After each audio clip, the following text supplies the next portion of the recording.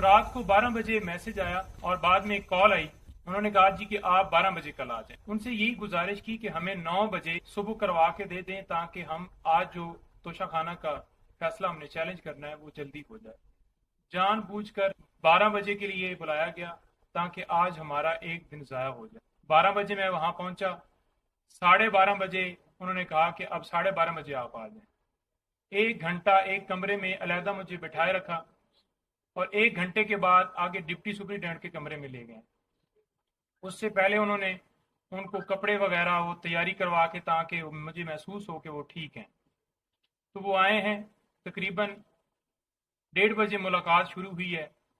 اور تقریباً کوئی 1.25 گھنٹے ملاقات جاری رہی ہے۔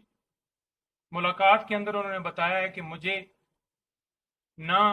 یہاں پہ کوئی فیسلٹی موجود نہیں ہے، نہ ایئر کنڈیشن ہے جو کہ ایک سابقہ وزیر اعظم ہے، قانون کے مطابق ایک کلاس ان کا حق ہے، نہ کولر پنکھا ہے،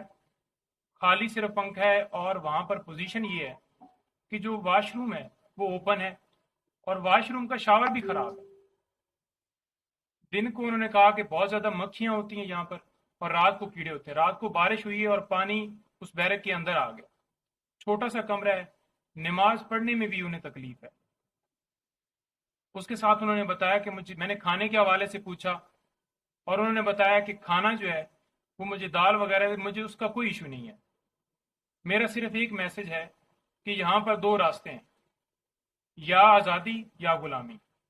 مجھے اگر یہ ڈی کلاس میں بھی رکھ دیں تو مجھے کوئی فرق نہیں پڑتا، میں ڈی کلاس میں بھی رہنے کے لیے تیار ہوں، لیکن کیونکہ تم پوچھ رہے ہو تو میں تمہیں بتا رہا ہوں کہ اس طرح سے مجھے کر رہے ہیں۔ 100 بندہ، اس سے زیادہ لوگ تھے، اور انہوں نے کہا کہ مجھے وہاں سے پہلے انہوں نے کہا کہ آپ کو اڈیالہ جیل لے کے جانا ہے۔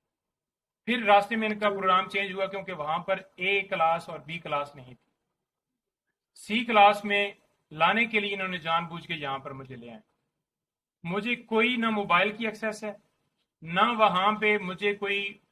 جو ٹی وی لگا ہوا ہے کہ مجھے پتہ چلے کہ ہو کیا رہا ہے، نہ وہاں پہ اخبار آنے دیتے ہیں۔ تو کسی حوالے سے کوئی جو بنیادی سہولیات ہیں وہ وہاں پہ انہیں اویلیبل نہیں۔ تو لہٰذا آج